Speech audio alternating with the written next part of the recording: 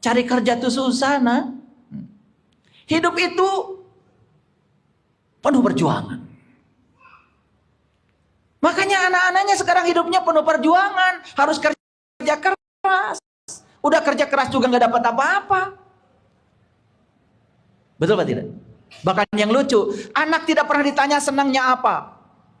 Tetapi anak disuruh belajar yang dia tidak senang.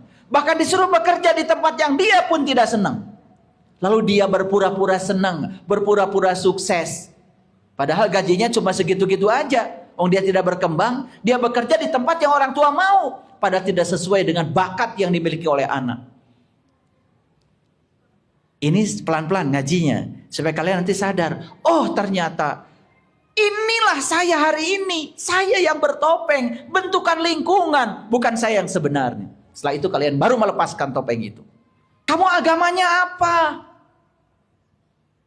Nabinya siapa? Tuhannya siapa?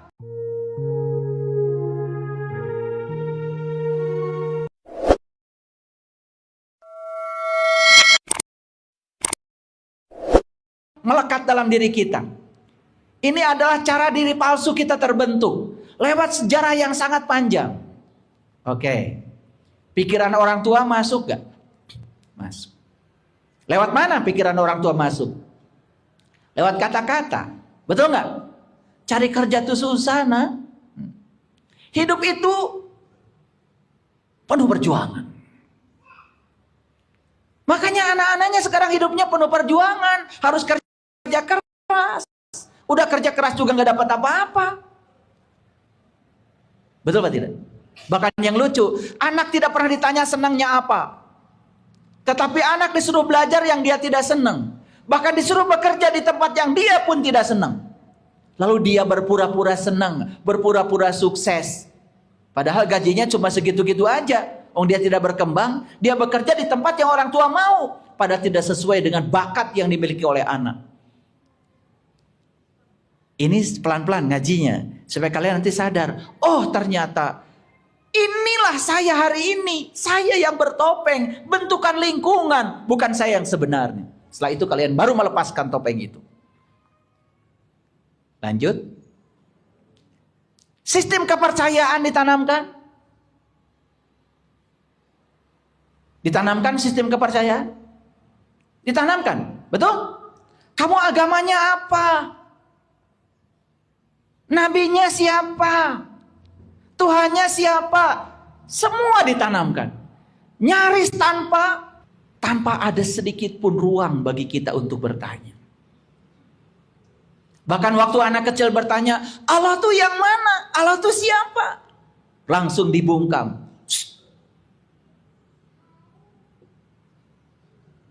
Betul? Masih begitu sama anak-anak, Bapak Ibu? Masuk sekolah. Diajarkan juga berbagai macam pelajaran-pelajaran yang sudah ada di kurikulum. Nyaris kita tanpa berdaya. Semua skenario kehidupan kita sudah disediakan lingkungan. Itu yang membuat kita lupa jati diri kita. Karena semua sudah disediakan dalam lingkungan. Ada tradisi, ada budaya, dan lain-lain. Itu semua yang disebut dengan kekuatan buta. Yang telah membutakan kita. Nyaris tak berdaya. Setuju? Setuju? Ya, oke. Kenapa saya bicara ini? Dengarkan kajian saya. Memutus siklus kehidupan. Saya sudah sampaikan di YouTube itu. Oke lah, kita diperlakukan begitu sama orang tua. Yes. Tapi kita harus segera sadar. Kita jangan kemudian didikan orang tua kita yang dulu karena ketidaktahuannya diwariskan terus-menerus kepada anak cucu kita. Harus diputus oleh kita dengan kesadaran. Semua kekuatan buta ini berhasil menyelewengkan niat semesta dengan kelahiran kita. Punten Bapak Ibu. Apakah alam semesta Tuhan menciptakan kita punya tujuan? Apakah Tuhan menciptakan kita punya rencana? Apakah Tuhan menciptakan kita punya niat? Oke. Semua niat semesta dalam kelahiran kita itu diselewengkan oleh kekuatan buta ini. Nyaris tanpa daya kita mengikuti semua yang dicekokkan kepada kita. Bahkan dari kecil pakaian kita pun tidak bisa memilih. Yang perempuan pakaiannya harus begini, yang laki-laki pakaiannya harus begini. Bahkan tidak ada kemerdekaan. Betul? Apalagi pakaian pun dikait-kaitkan dengan kepercayaan. Tidak ada lagi kebebasan. Ketika melawan, apa yang terjadi? Dianggap salah, dianggap sesat. Betul? Padahal kita ingin menjadi diri kita sendiri. Yang lucu-lucu, saya di sesi konsultasi banyak kedatangan tamu yang sakit. Gara-gara apa? Gara-gara mereka bekerja di tempat yang orang tua mau. Padahal anaknya tidak senang berada di tempat itu. Bayangkan, dia bekerja bertahun-tahun dengan gaji yang tidak cukup itu. Yang cicilannya kemana-mana. Yang kartu kreditnya nggak lunas-lunas. Dan dipaksa di situ. Sehingga dia bekerja sangat melelahkan. Dan sekarang banyak yang seperti itu. Oke. Bapak Ibu, sampai sini mengerti? Sulit manusia menjadi diri sendiri. Betul? Kenapa? Begitu kita lahir, sudah ada seperangkat dogma, paradigma yang siap mengatur kehidupan kita. Nyaris tanpa perlawanan. Betul? Dan kalau kita ikut apa yang diinginkan lingkungan, itu yang disebut dengan anak baik, penurut. Padahal kita direncanakan bukan untuk itu. Sulit menjadi diri sendiri. Selalu mengizinkan semua orang ikut campur dalam urusan kita. Anda harus begini. Anda harus seperti itu. Anda harus mengikuti cara ini, cara itu. Semua sudah ada. Apa yang terjadi? Kita kehilangan tanggung jawab sebagai pribadi. Lalu apa yang terjadi berikutnya? Kita berpura-pura munafik. Bayangkan, mohon maaf saya jujur nanya Bapak Ibu. Bapak Ibu waktu kecil disuruh sholat. Gak ngerti kan sholat itu buat apa? Betul gak? Sholat gak? Sholat. Di depan orang tua ya. Kenapa? Takut kan? Ya. Takut uang jajannya dikurangi? Betul gak? Ya. Disuruh menghafal itu, menghafal ini mau? Mau. Pernah nanya gak sama orang tua, kenapa harus hafal ini, hafal itu? Gak berani kan? Apalagi orang tuanya pemarah. Ikuti aja maunya orang tua. Bayangkan, secara perlahan kita sedang dibentuk untuk memiliki topeng. Dan kita sekarang sudah kehilangan diri yang asli kita.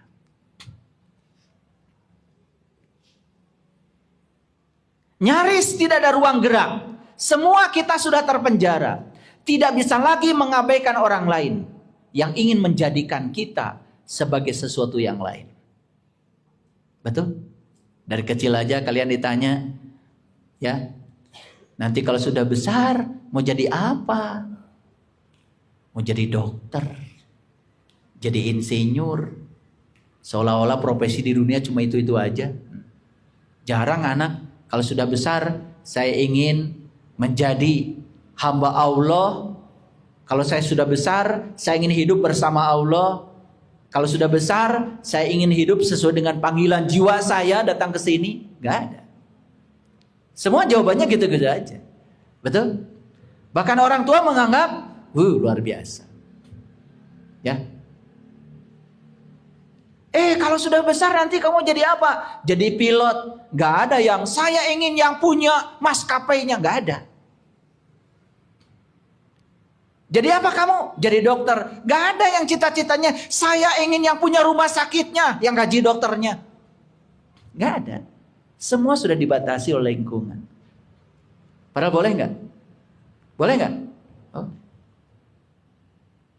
Ada teman saya marah ketika anaknya, ya, jadi ada anaknya tinggi besar, lucu anaknya, kemudian bertamu di rumah teman saya. Saya lagi di situ. Ditanya tuh sama tamu itu, nak kamu ganteng banget. Kamu nanti pasti jadi pilot ya. Is, sembarangan, kata teman saya. Ini yang punya maskapainya. Marah ya. Kenapa? Sembarangan kamu. Jangan masukkan di otak anak saya yang aneh-aneh. Jadi kan kita mengira, kalau kita, kamu ganteng nanti jadi pilot, dikiranya sudah benar gitu kan? Apa tidak pengen gitu yang punya pesawatnya? Betul nggak? Nah, rupanya teman saya cita-citanya anak ini jadi yang punya pesawatnya, bukan pilotnya. Tapi ada yang masuk info ke situ, kan bahaya itu. Dan kita menganggap itu biasa-biasa saja. Padahal kita sedang membentuk orang lain di jalan yang direncanakan oleh kita, bukan direncanakan oleh semesta. Lingkungan di mana kita dilahirkan tidak memungkinkan untuk menjadi diri sendiri dengan wajah asli. Setuju? Setuju Bapak Ibu? Ayo sekarang kita sendiri introspeksi, ya.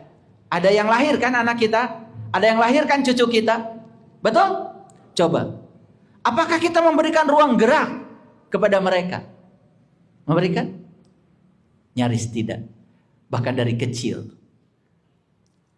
sudah didogma, didoktrin.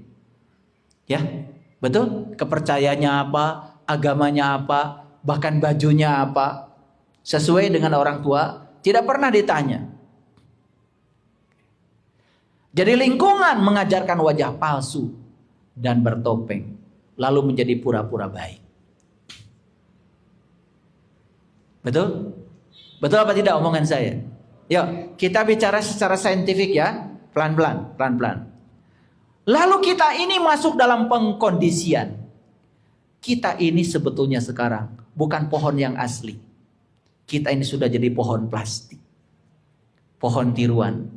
Tiruan dari lingkungan. Pohon plastik tumbuh nggak? Mirip nggak? Mirip. Hidup nggak? Mati. Seperti itu kita hari ini. Nggak tumbuh. Mirip seperti pohon asli, tapi nggak tumbuh. Ya, kan kalau pohon yang asli itu daunnya bertambah banyak gitu kan, betul nggak?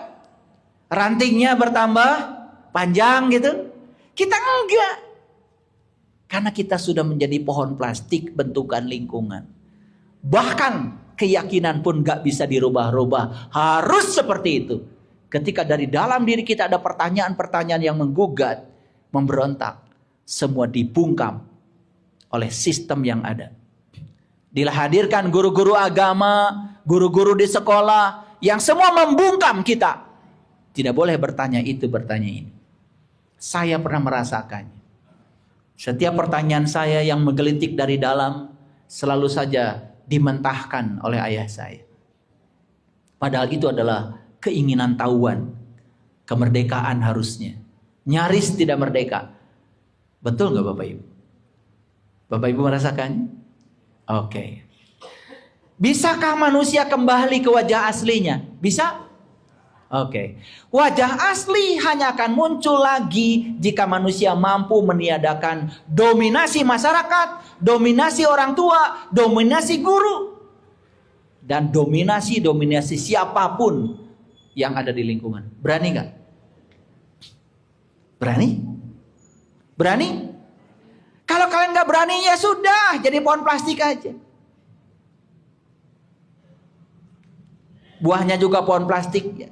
Kalau pohon apel, buahnya 3 aja. Betul nggak? Ya gitu-gitu aja. Kurung batoken, adat kakurungku iga. Lalu kita menjalani hidup sesuai dengan, hanya menjalani hidup sesuai dengan, ya. Kalau kita ingin menjadi manusia asli, maka kita harus menjalani hidup sesuai dengan hati nurani kita sebagai manusia. Harus menjalani hidup sesuai dengan rasul sejati yang ada di sini. Harus menjalani hidup sesuai dengan diri sejatinya kita. Menjalani hidup sesuai dengan Allah yang ada di dalam kolbu kita. Berani? Benar berani. Nih, lihat saya semua. Saya untuk menjadi diri saya seperti yang hari ini. Perjuangannya luar biasa. Dianggap itu, dianggap ini. Bahkan oleh keluarga saya sendiri pada awalnya. Dan untuk membuktikan kebenaran itu memang perlu waktu yang panjang. Tapi karena saya mau keluar, saya tidak mau mengikuti kebanyakan orang. Apalagi itu tidak masuk akal. Saya bertanya yang sederhana aja sama orang tua saya. Pak, Baitullah tuh di mana? Bapak saya bilang, ya di Mekah, Nak. Di Mekah. Yang Ka'bah itu, Pak? Iya. Berarti Allah ada di sana? Enggak. Allah bersama kita. Lah, bingung kan saya? Betul nggak? Bapak saya bilang Baitullah rumah Allah. Rumah Allah ada di Mekah. Tapi bapak saya juga tidak berani menyangkal firman Tuhan. Karena Tuhan bilang, wa huwa ma'akum aina ma kuntum wa nahnu aqrab ilai min hablil warid. Saya tidak menemukan satu ayat pun di Quran yang menyatakan Allah ngasih alamat sama kita, aku tinggal di Ka'bah. Gak ada. Tapi Allah ngasih alamatnya, aku bersama kamu, lebih dekat daripada urat nadi leher. Konflik kan bagi saya? Konflik kan? Gitu. Kata Allahnya dekat, tapi rumahnya jauh. Tapi setelah saya dewasa, baru saya tahu, oh yang di Mekah itu simbolnya. Yang dalam diri kita, itu yang sebenarnya. Sehingga saya bisa menerima kan? Kalau orang pergi ke sana itu berarti membaca simbol. Simbol untuk perjalanan ke dalam diri. Makanya di sana ya ada Hajar Aswad, ada pintu Ka'bah, ada Multajam, ada Makom Ibrahim, ada Hijir Ismail, ada Rukun Yaman. Itu simbol-simbol yang harus dibaca. Untuk apa? Untuk diharapkan, untuk bisa tahu yang sebenarnya. Karena simbol itu bukan yang sebenarnya. Jadi ibadah haji ke sana perlu. Tanya sama mereka yang tahu ilmunya. Supaya pulang dari sana ada kerjaan lagi untuk meniti ke dalam diri. Kan yang sebenarnya di sini. Makanya agama itu ada syariat, ada hakikat. Jangan anti syariat. Tetapi harus mengerti syariat supaya mengerti hakikat. Paham maksud saya? Gitu. Enak kan kalau ngerti semuanya? Oke. Sekali lagi. Bisakah kita kembali ke wajah asli kita? Bisa. Apa katanya? 1. Mulai sekarang kita hilangkan dominasi masyarakat, orang tua, guru, siapapun yang telah mencengkram kita sampai kita tidak berdaya. Yang telah menciptakan kita bertopeng kayak hari ini. Yang kedua, ikuti hati nurani. Ikuti Rasul sejati. Ikuti diri sejati kita. Ikuti Allah yang ada di dalam kalbu kita. Karena Allah yang mengatakan qalbul mukmin baitullah. Baitullah yang sebenarnya adalah kalbunya orang yang beriman. Jujur Bapak Ibu, sering gak Bapak Ibu mendengarkan suara kebenaran dalam diri? Sering? Kan sebetulnya Allah tuh bicara, cuma tidak lewat kata-kata. Tapi kita tidak mau mendengarnya. Kenapa? Sudah adat kakurungku iga, takut melawan lingkungan. Karena lingkungan sudah ngasih topeng dan atribut seperti yang kita miliki saat ini. Saya suka tanya sama bapak saya, kalau bapak saya diundang marhabaan. Saya cuma nanya gini, Pak, kan yang lahir itu Maimunah. Tapi yang bapak ucapan selamat datang Tuan Husain. Marhaban Jadal Husaini. Gak Maimunah. Kan yang lahir Maimunah. Bapak saya bingung gitu. Sulit mengganti Jadal Husaini dengan Jadal Maimunah. Ya? Apalagi yang lahir Aurel ya? Sudah begitu patronnya. Gak boleh diubah. Ketika otak kita yang cerdas ini mulai kritis, malah dianggap salah. Sadar nggak kalian? Kan yang lahir itu Gabriel, Auriel, Nabila. Tapi yang diselamatkan datang kan Tuan Hussein. Pantesan anak-anakmu tidak merasa hadir di dunia ini. Gak pernah diucapkan selamat datang. Betul nggak? Yang hadir Maman. Kan harusnya marhaban, jadal, Maman. Kan gitu. Sulaiman. Betul nggak? Kan Maman merasa di aku. Nah yang gitu aja nyaris tanpa ada daya kritis. Betul nggak? Karena sudah begitu beratnya kita melawan topeng-topeng yang ditanamkan pada diri kita. Jadi salah satu masalah yang harus dihadapi setiap manusia yang lahir ke dunia ini adalah tempat dia dilahirkan. Setuju? Setuju? Nah sekarang tugas kalian adalah bagaimana menciptakan anak-anak kita datang ke dunia tidak bermasalah. Berani gak memberikan kemerdekaan pada anak-anak kita? Berani? Profiling dulu. Tipe otaknya apa? Cara berpikirnya bagaimana? Kesenangannya apa? Senangnya main bola, tata jongan tileletik, main bola. Kalian paksa jadi ahli matematika, stres. Betul nggak? Iya. Dari kecil tinju-tinju aja. Bapaknya ahli fisika, anaknya harus jadi ahli fisika, stres. Semua dibentuk oleh orang tuanya seperti yang orang tua mau. Bahkan orang tua itu ikut campur urusan pendidikan, ikut campur urusan pekerjaan, ikut campur urusan jodoh. Orang tua macam apa? Saya pengen nyubit sama kalian itu. Kata Allah sok tahu loh. Makanya anak ini adalah tamu agung yang datang ke semesta untuk menjadi dirinya sendiri, bukan menjadi seperti yang kamu mau. Tidak sadar bahwa sekarang anak-anak di kedewasaannya sudah bertopeng menjadi diri palsu buatan kita sendiri.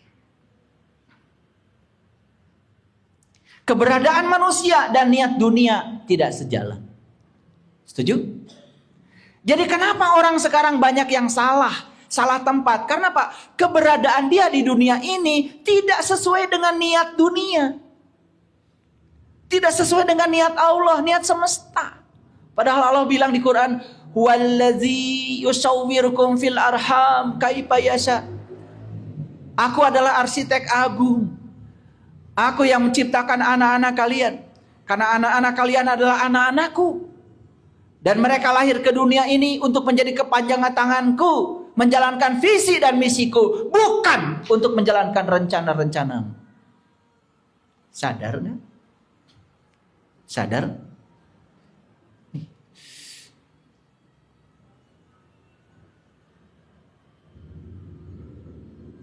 Ketika anak hafal ini, hafal itu, kasih tepuk tangan, hebat kamu, luar biasa, anak soleh. Sebentar. Soleh kata siapa? Soleh karena dia menuruti kamu. Padahal yang kamu cekokkan pada anak itu adalah topeng-topeng. Membuat dia menjadi diri palsu.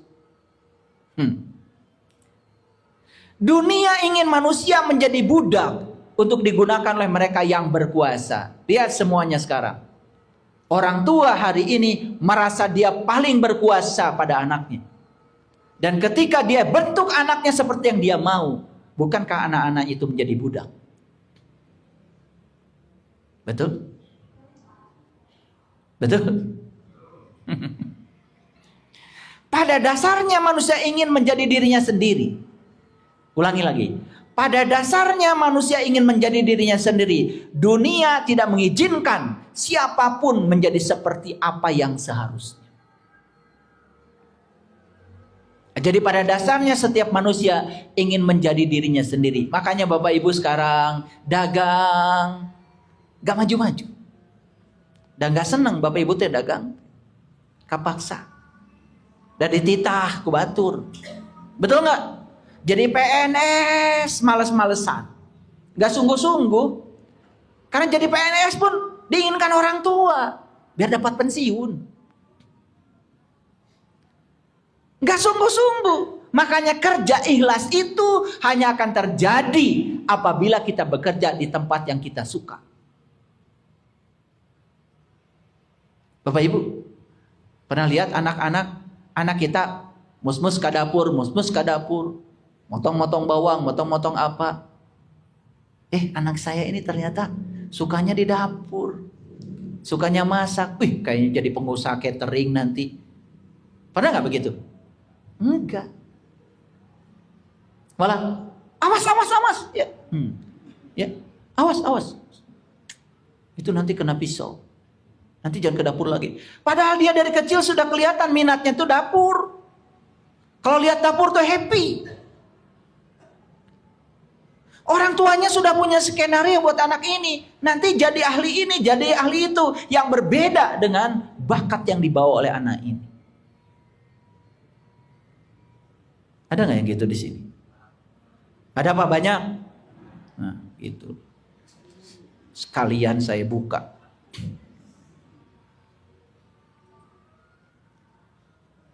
Akhirnya apa? Manusia ini jadi komoditas.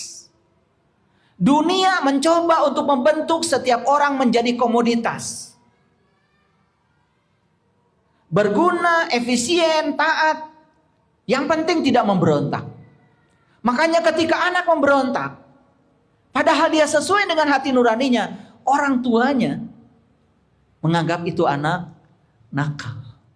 Betul? Mike Tyson itu tidak akan menjadi petinju hebat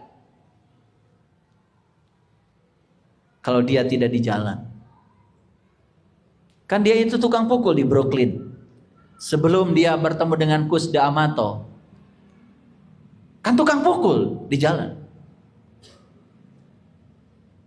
Ya, kalau saat itu sama orang tuanya dikerangkeng di rumah, tidak hidup di jalanan, mungkin tidak akan menjadi Mike Tyson yang dikenal di dunia saat ini.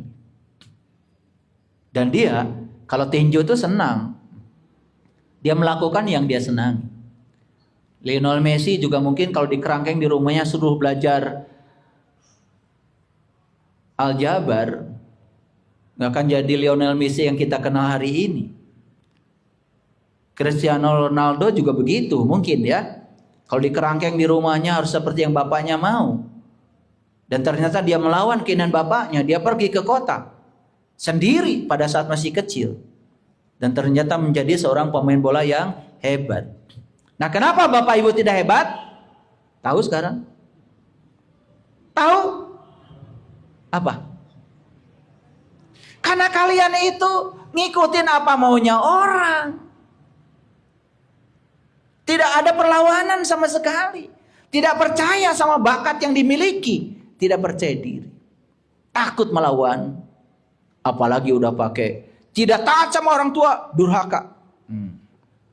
Begitu. Di Padang tuh ada Malin Kundang. Di Sumatera Barat. Malin Kundang itu dikutuk sama siapa? Siapa? Siapanya? Ibunya. Kalian bela siapa? Bela ibunya atau bela Malin Kundang?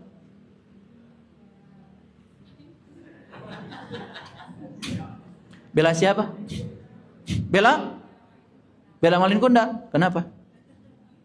Kan Malin Kundang tuh anak, sedang dalam pertumbuhan. Ibu macam apa mengutuk anak?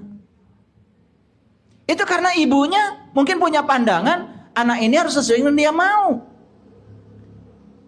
Suka kalian mengutuk anak? Ibu macam apa?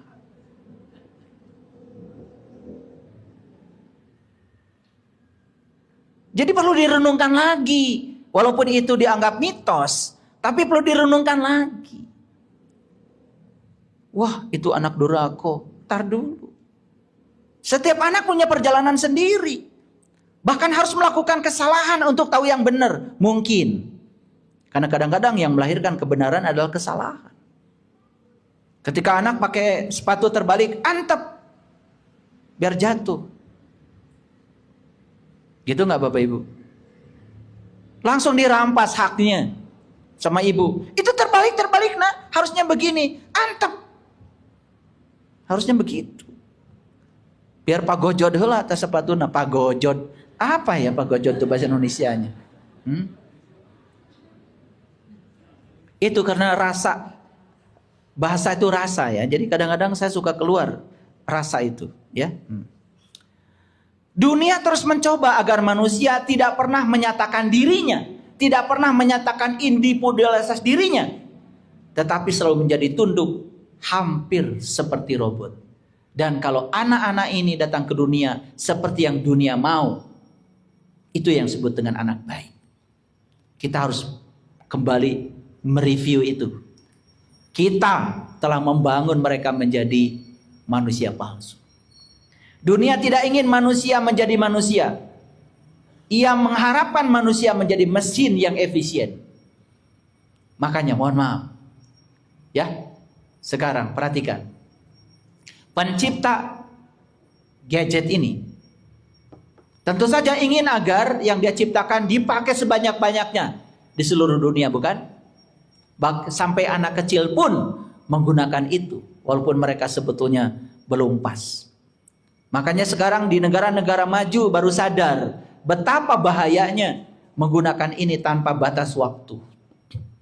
Baru sadar sekarang semuanya. Dan orang tua tidak mau repot lagi. Ketika anak nangis, kasih tontonan. Anak rewel, kasih tontonan. Dikasih cara-cara yang instan. Ibu saya anaknya 11. Dan saya tidak pernah melihat ibu saya berkeluh kesah dengan anaknya 11. 2 tahun sekali melahirkan. Saya sempat marah waktu itu. Karena gak jadi anak bungsu.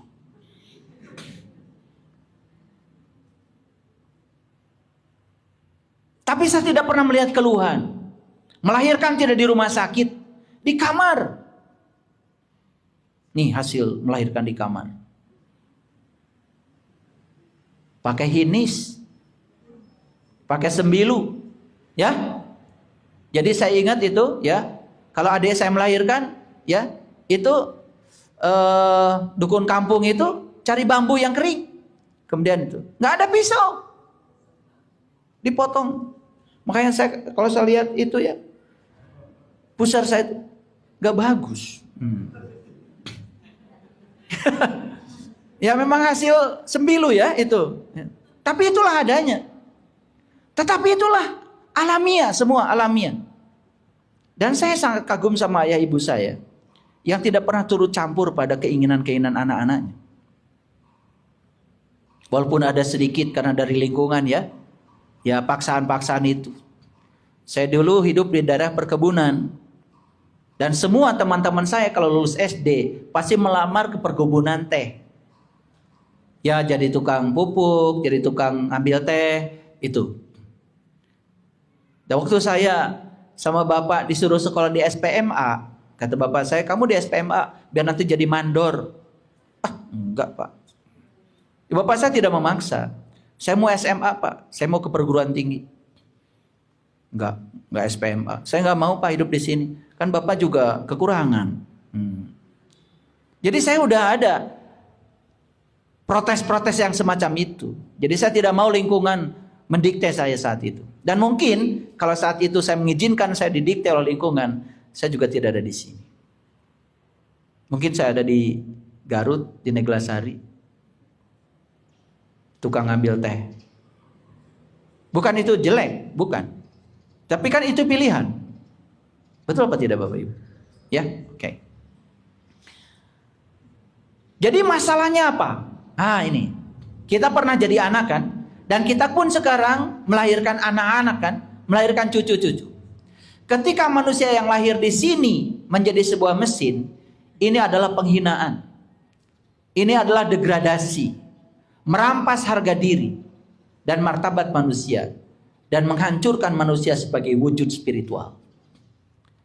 Bapak Ibu harus sadar. Yang namanya manusia itu aslinya bukan makhluk bumi. Aslinya kita ini adalah makhluk spiritual. Aslinya kita ini tanpa batas. Dan kenapa di sini kita menjadi terbatas? Semua batasan-batasan yang diciptakan oleh kita di sini itu warisan dari lingkungan tempat kita dilahirkan.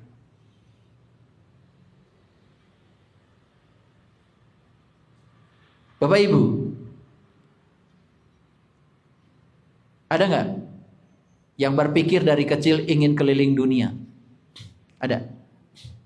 Ada? Coba acungkan tangan. Ada? Di mana Bapak tinggal? Cimahi. Bapak Ibu pernah keliling dunia? Tidak. Tapi pengen keliling dunia? Oke. Sudah keliling dunia? Sudah? Kemana aja? Belum? Nah, bagus tadi acungkan tangan ya. Orang tuanya belum pernah keliling dunia dan tidak pernah membawa kita keliling dunia.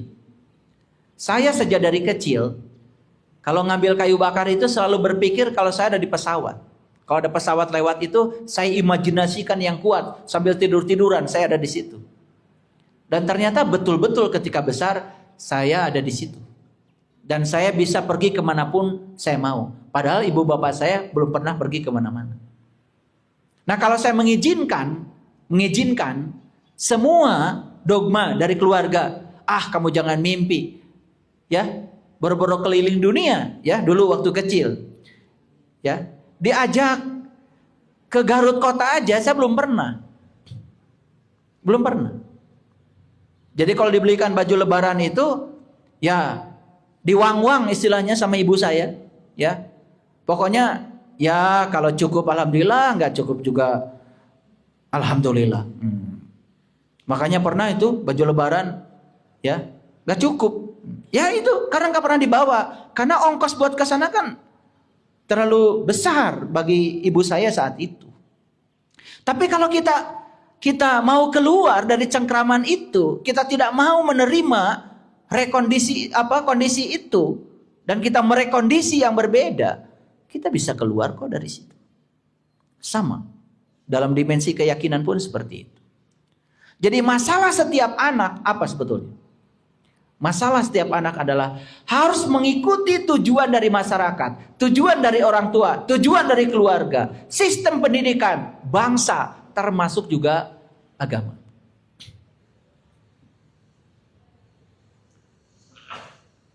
Anak-anak yang lahir di Finlandia, yang lahir di negara yang orang tuanya sudah bahagia dan membebaskan anak-anaknya, ternyata anak-anaknya juga jadi bahagia seperti orang tuanya. Saya mempelajari karakter orang-orang yang hidup di negara yang bahagia di dunia. Norwegia, Finlandia, Islandia. Saya pernah ke Iceland, mempelajari tentang karakter orang di sana. Ternyata ya, orang-orang di sana itu membebaskan anaknya. Tidak memberikan doktrin-doktrin yang tidak penting kepada anak-anaknya. Dan itu yang membuat anaknya jadi bahagia. Sehingga potensi anaknya itu muncul maksimum ke permukaan. Beda ya dengan di kita ya. Dan kitalah sebetulnya yang telah menjadikan anak kita terbatas segalanya. Nah, semoga ini disadari oleh kita semua. Ya. Apa akibatnya? Anak mulai menjadi defensif hanya karena takut, karena ia harus menghadapi kekuatan yang luar biasa dan dia begitu kecil dan begitu rapuh, begitu tak berdaya dan tidak dapat melindungi dirinya sendiri. Sehingga anak-anak sekarang menjadi defensif. Bahkan anak-anak banyak yang mengurung diri akhirnya. Apa? Karena apa? Sama sekali tidak beri kebebasan untuk mengekspresikan segalanya. Termasuk ketika anak bicara. Maaf ya, banyak orang tua ketika anak bicara di-cut. Seolah-olah orang tuanya yang paling benar. Bayangkan, saya ngajar 34 tahun di universitas. Sebelum saya akhirnya menarik diri keluar. Saya baru keluar bulan November kemarin, tahun 2024. Saya melihat ya, anak-anak sekarang ini mahasiswa semakin diam. Beda dengan mahasiswa yang dulu. Masih ada tanya gitu ya. Diam semuanya. Jadi dosen itu hanya searah aja. Bahkan dipancing-pancing gitu dengan masalah, nyaris tidak ada pertanyaan. Saya lihat makin ke sini, anak-anak kita itu makin kehilangan daya kritisnya. Yang luar biasa. Kalau mereka dikasih pertanyaan, pasti dia cari HP. Bukan mikir. Dikasih pertanyaan itu cari HP, pasti dia googling. Dan dia percaya apapun yang dikatakan Google, seolah-olah itu kebenaran. Nyaris tidak ada keinginan untuk berpikir, membuat rumusan jawaban atas pertanyaan itu sendiri. Gak ada. Makanya lulusan perguruan tinggi, IPK-nya mau berapa, hasilnya tidak siap untuk bekerja dimanapun. Kenapa? Yang dibutuhkan dunia kerja bukan keterampilan mengingat, tetapi keterampilan memahami, keterampilan menganalisis, keterampilan mengevaluasi, dan keterampilan mensintesa pengetahuan. Dan nyaris tidak ada itu. Di semua tingkatan pendidikan sama. Daya kritis, daya kreatif sudah hilang. Dan itu dibentuk secara pelan-pelan. Topeng itu oleh masyarakat. Jadi, ya, niat mereka adalah baik, tetapi menghilangkan kesadaran mereka. Dan mereka akhirnya cepat tertidur. Bapak Ibu, ketika Bapak Ibu ngatur-ngatur anak, pasti katakan niat orang tua baik. Betul? Tetapi dampaknya apa? Membuat anak kita cepat tertidur. Lelap. Nyaris tidak pernah sadar. Atas dasar apa? Atas dasar cinta. Jadi, anak-anak tidak tahu bahwa mereka menjadi boneka di tangan kekuatan buta yang disebut masyarakat. Di mana masyarakat? Termasuk kita di dalamnya. Jadi inilah dilema manusia yang lahir ke dunia. Manusia itu menghadapi dilema. Dia harus melawan orang-orang yang ia cintai. Dan dia berpikir mereka mencintainya juga. Kan semua orang tua kalau ngatur anak atas dasar cinta. Demi anak bukan? Betul nggak? Tetapi aneh ya.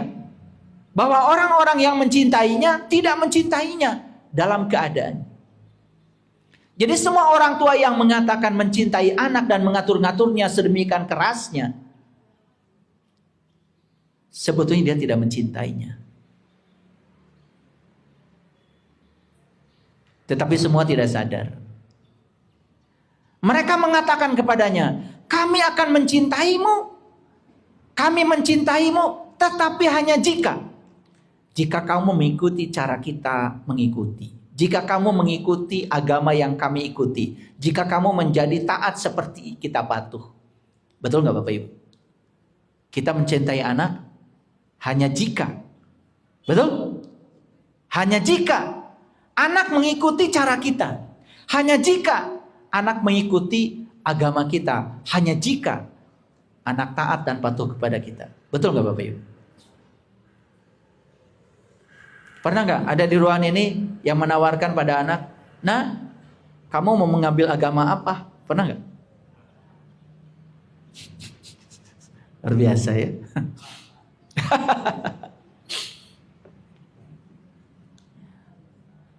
Jadi menjadi diri sendiri itu sangat menakutkan. Betul nggak Bapak Ibu? Bapak Ibu sekarang sudah dibentuk oleh lingkungan menjadi seperti ini. Dan sekarang di usia seperti ini ingin menjadi diri sendiri. Takut? Saya kira Bapak Ibu takut. Kenapa? Menjadi diri sendiri menciptakan ketakutan besar. Kenapa? Harus melawan kekuatan besar yang sedang mencengkram kita. Bapak Ibu pasti takut berbeda. Walaupun dorongan dari dalam sangat kuat. Bapak Ibu, seluruh anak ingin menegaskan potensi yang dimilikinya. Dia ingin menjadi dirinya sendiri. Karena selain bahwa ia tidak bisa melihat makna dalam kehidupan. Menjadi orang lain tidak akan pernah bahagia. Menjadi orang lain tidak pernah gembira. Menjadi orang lain tidak pernah puas. Dia tidak akan pernah merasa nyaman. Ia akan selalu dalam perpecahan. Bagian paling intrinsik dari keberadaannya akan selalu merasa lapar, haus, tidak terpenuhi, tidak lengkap. Makanya semua orang selalu mengejar kesempurnaan. Padahal ketidaksempurnaan yang kita rasakan saat ini, itulah kesempurnaan yang sebenarnya. Bapak Ibu, saya mau nanya, ingin gak anak-anaknya bahagia? Tapi mungkin gak bahagia itu tercapai kalau anak hidup dalam tekanan? Mungkin? Mungkin gak kebahagiaan tercapai kalau anak melakukan sesuatu yang sebenarnya dia tidak suka? Mungkin? Sederhana aja lah, ibu bapak. Jujur ya, jujur. Ibu bapak, kalau sholat, itu panggilan jiwa karena merasakan nikmatnya sholat, atau karena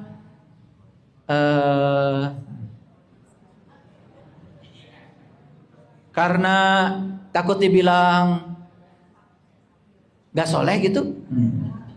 Jujur, coba jujur. Makanya kita tidak berusaha untuk mencari, sholatnya Nabi seperti apa ya? Kenapa Nabi itu sholatnya bisa lama ya? Gimana rasanya sholat ketika Nabi sholat? Gak ada yang nyari. Yang penting sudah gugur kewajiban dan lingkungan mengatakan, saya soleh. Walaupun kita sendiri terpaksa sebenarnya melakukan itu, bahkan tidak suka melakukan itu, dan tidak berusaha untuk mencari yang sebenarnya. Betul nggak Bapak Ibu? Betul apa tidak?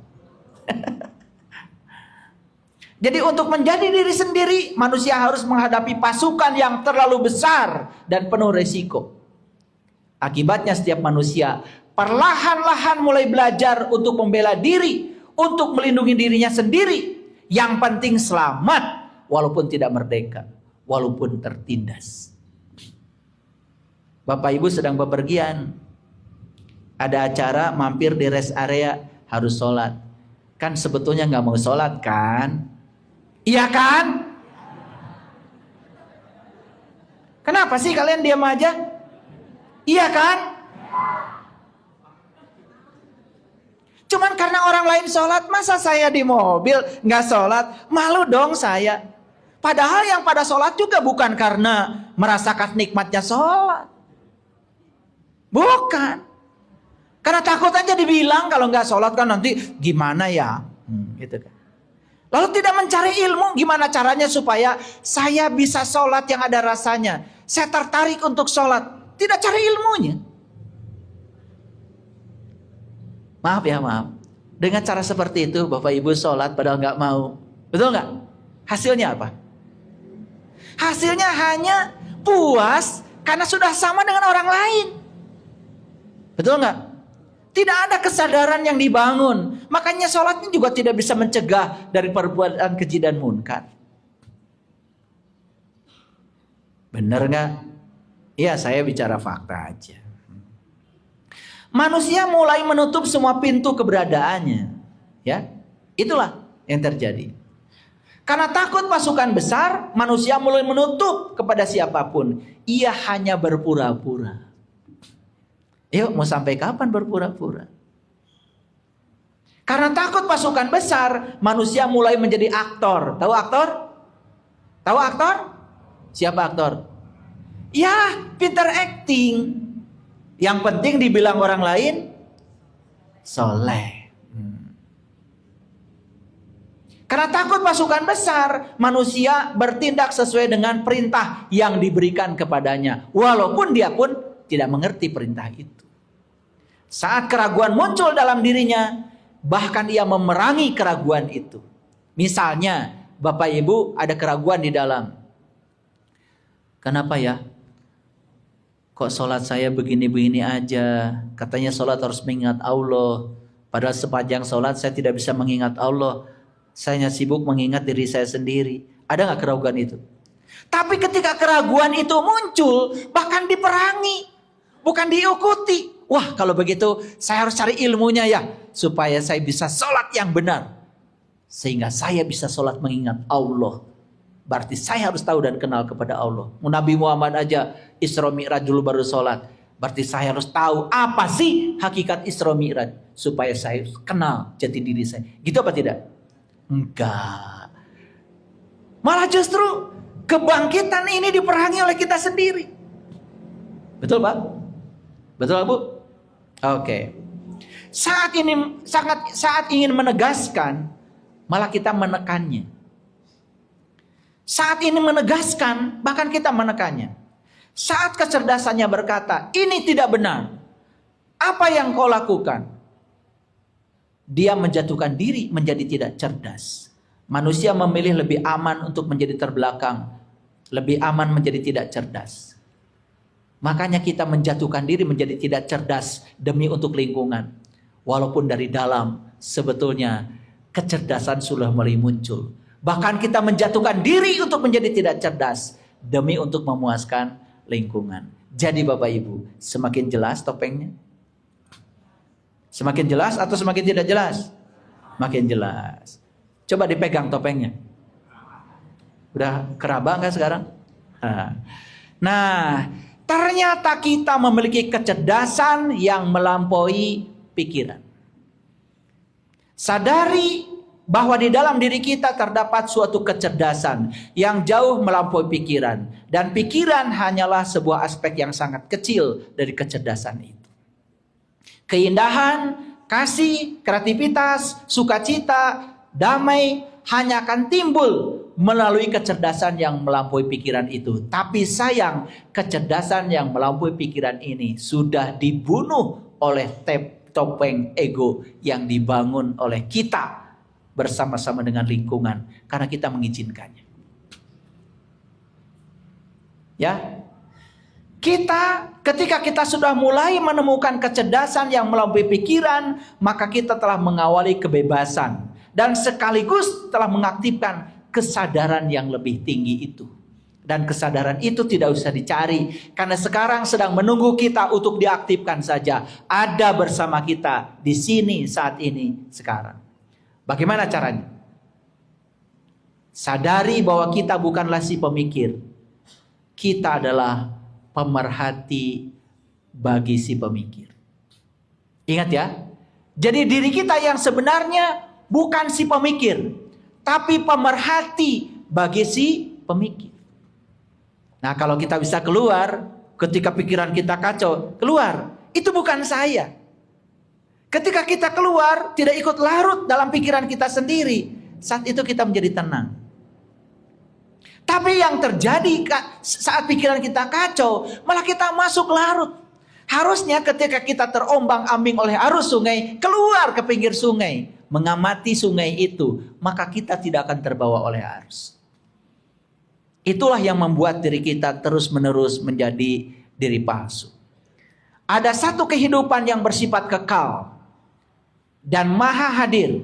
Itu yang disebut dengan keberadaan. Makanya Quran surat Al-Fatihah ayat pertama, Allah mengatakan apa?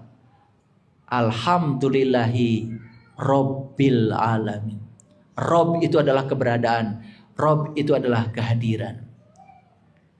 Kata keberadaan merupakan konsep yang terbuka.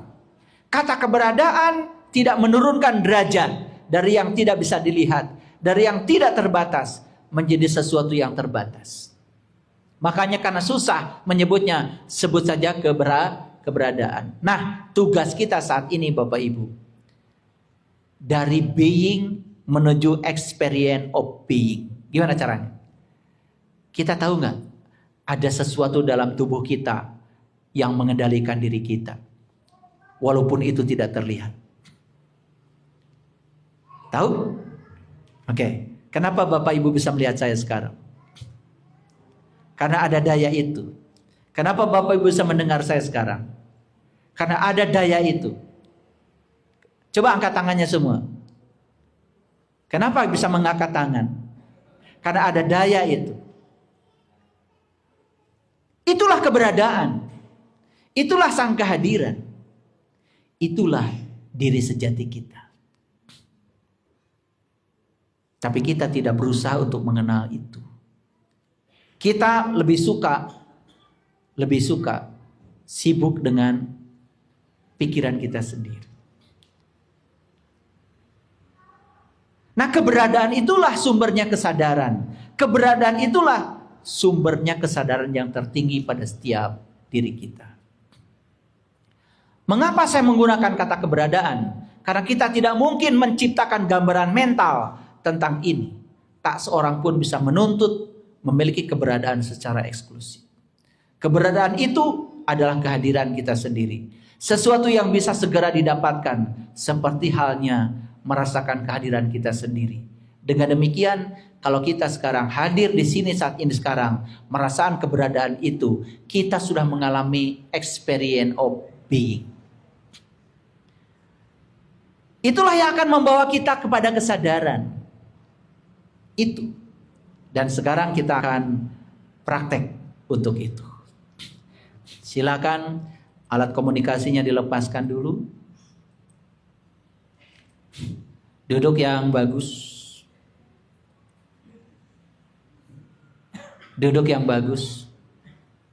Ya, tangan izinkan untuk rileks. Silakan kalau mau bersila. Cari tempat yang rada nyaman sedikit. Mau zigzag juga nggak apa-apa. Supaya tidak berdesak-desakan. Yuk sekarang tangannya rileks. Simpan di mana saja boleh. Tidak ada aturan. Lalu tegakkan badannya. Tegakkan punggungnya. Tegakkan pinggang. Lalu perlahan tutup matanya yang lembut. Lalu tutup mulutnya yang lembut. Dengarkan kata-kata saya. Sekarang Bapak Ibu akan saya ajak untuk mengalami pembebasan sejati. Membebaskan diri dari pikiran kita sendiri. Bapak Ibu sekarang sedang berada di ruang kosong. Ruang kosong ini tidak benar-benar kosong. Karena ruang kosong ini adalah tempat di mana semua makhluk hidup mengambil kehidupan. Sadari bahwa Bapak Ibu sekarang sedang mengambil kehidupan di ruang kosong ini lewat nafas. Bapak Ibu mungkin masih hidup tidak makan 3 hari. Bapak Ibu masih hidup tidak minum 3 hari. Tetapi Bapak Ibu tidak akan mungkin hidup kalau tidak bernafas. Kita lupa bahwa sesungguhnya sumber energi kita yang sebenarnya ada tersedia di ruang kosong ini. Dan kita terus-menerus mengambil energi itu lewat nafas kita, lewat ruang kosong ini. Sekarang fokuskan semua kesadaran pada nafas. Fokuskan pikiran pada ujung batang hidung tempat keluar masuknya nafas. Dengarkan kata-kata saya. Nafas itu tidak bisa ditahan masuknya. Nafas itu juga tidak bisa ditahan lama-lama ketika tinggal dalam tubuh kita. Nafas juga tidak bisa ditahan ketika dia ingin keluar dari tubuh kita. Seperti itu kehidupan. Nafas masuk, lalu tinggal beberapa saat, dan kemudian nafas pergi ke ruang kehidupan kembali. Ketika kehidupan masih diizinkan bersama kita, maka nafas itu akan masuk lagi, tinggal lagi dan keluar lagi. Terus seperti itu. Seharusnya seperti itu hidup kita. Apapun yang datang dalam kehidupan kita, terima seperti kita mengizinkan nafas masuk. Ketika yang datang sudah ada di tangan kita, di genggaman kita, jangan lama-lama kita cengkram. Seperti nafas yang tinggal beberapa saat saja di tubuh kita. Ketika yang disebut kita milik kita itu mau pergi dari kita, apapun kejadiannya, lepaskan saja. Seperti saat kita melepaskan nafas. Jika Bapak Ibu hidup bisa seperti itu, mencontoh aliran nafas, maka kehidupan kita akan menjadi damai. Jika sekarang masih ada luka-luka batin, bawaan masa lalu, sekarang belajar memaafkan diri sendiri. Karena memaafkan itu bukan membuka ruang bagi orang lain, tetapi membuka ruang keberkahan bagi diri kita sendiri. Terima semua apapun yang terjadi, karena hari ini kita sudah dapat ilmunya. Semua yang terjadi pada diri kita adalah untuk kebaikan kita. Semua yang terjadi pada diri kita, diinginkan atau tidak diinginkan, itu adalah kebutuhan kita. Karena Allah menjadikan itu terjadi demi untuk kebaikan yatim yang ada di diri kita, itu adalah kebutuhan kita. Sekarang mulailah Bapak Ibu mendengarkan suara dalam benak yang ada pada diri Bapak Ibu sendiri. Suara itu ada.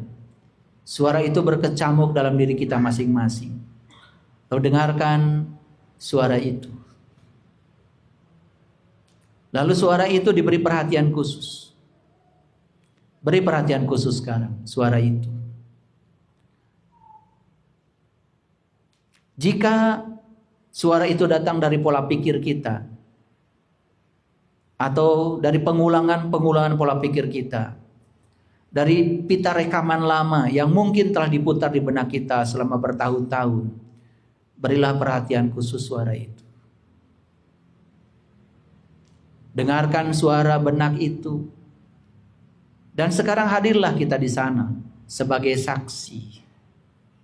Sekali lagi, hadirlah kita di sana sebagai saksi. Saat kita mendengarkan suara itu, simaklah saja. Simak suara itu. Tanpa memihak, tanpa menghakimi. Jangan menilai. Jangan menilai apa yang didengar. Karena ketika Bapak Ibu memihak, menghakimi, dan menilai, akan muncul suara yang sama dari pintu belakang pikiran kita. Cukup sebagai saksi saja. Cukup sebagai saksi saja. Cukup sebagai saksi saja. Tidak menilai, tidak menghakimi. Dengan mendengarkan suara itu, maka kita akan segera menyadari. Itulah suaranya. Dan di sini saya mendengarkannya. Dan saya memperhatikannya. Kesadaran aku ada di sini, rasa kehadiran kita sendiri, itu sekarang bukanlah pikiran kita. Kesadaran itu timbul jauh dari luar pikiran. Ketika kita mendengarkan pikiran, kita bukan hanya menyadari pikiran itu, tetapi menyadari diri kita sendiri, saksi bagi pikiran. Sekarang kita sedang mendengarkan suara dari pikiran itu. Kita hanya mendengarkannya saja. Kita sedang menyaksikan semuanya.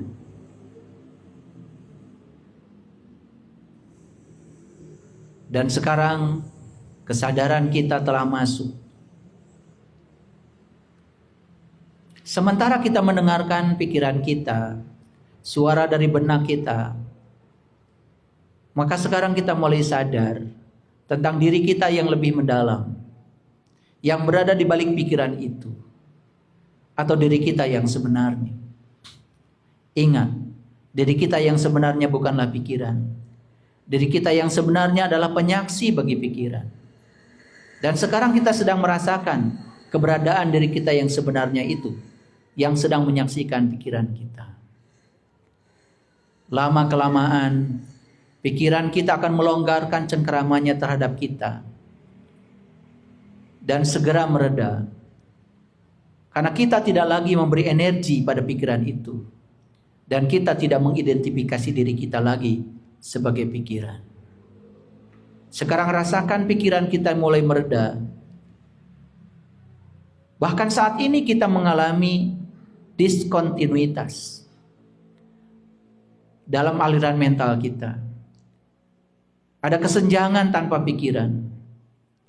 Mula-mula kesenjangan itu berlangsung singkat. Mungkin hanya beberapa detik saja. Tetapi berangsur-angsur, kesenjangan ini akan berlangsung lama.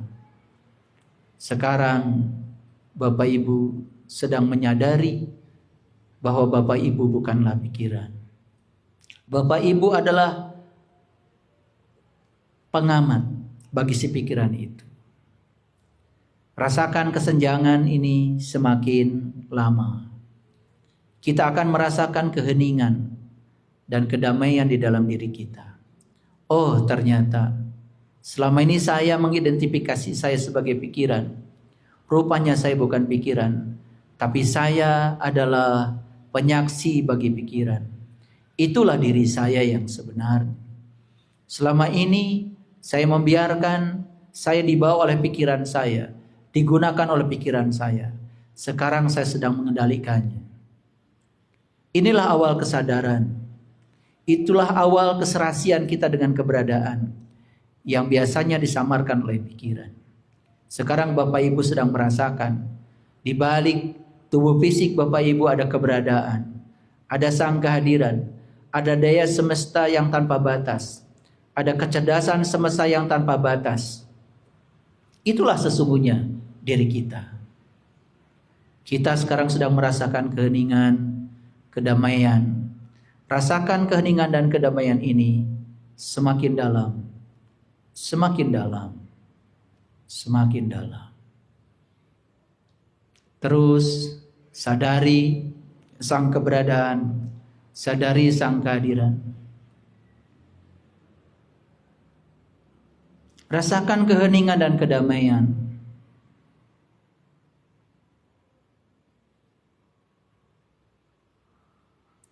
Itulah Rabb al-Alamin. Energi tunggal yang meliputi seluruh kehidupan. Energi tunggal yang meliputi seluruh bentuk. Dan sekarang Bapak Ibu sedang merasakan keterhubungan dengan keberadaan itu. Bahkan Bapak Ibu merasakan keterhubungan dengan orang lain. Merasakan keterhubungan dengan semesta. Merasakan keterhubungan dengan alam. Dalam keterhubungan ini, Bapak Ibu sedang merasakan La ilaha illallah. La ilaha illallah. La ilaha illallah. La ilaha illallah. La ilaha illallah. La ilaha illallah. La ilaha illallah. La ilaha illallah. La ilaha illallah. Sekarang Bapak Ibu tidak merasakan Bapak Ibu sebagai sesuatu yang terpisah lagi. Bersatu manunggal dengan tubuh semesta raya ini. Bersatu manunggal dengan tubuh semesta raya ini. Bebas dari rasa takut, bebas dari rasa cemas, bebas dari rasa khawatir. Hadir sepenuhnya di sini. Saat ini, sekarang. Kita tidak mau lagi dibawa ke masa lalu yang membuat kita menjadi sedih. Kita tidak mau lagi dibawa ke masa depan yang membuat kita takut dan cemas. Sekarang kita menikmati keberadaan di sini, saat ini, sekarang, sepenuhnya. Ternyata saya bukanlah pikiran. Saya bukanlah tubuh. Saya adalah keberadaan. Saya adalah kehadiran. Saya adalah penyaksi bagi semua ini.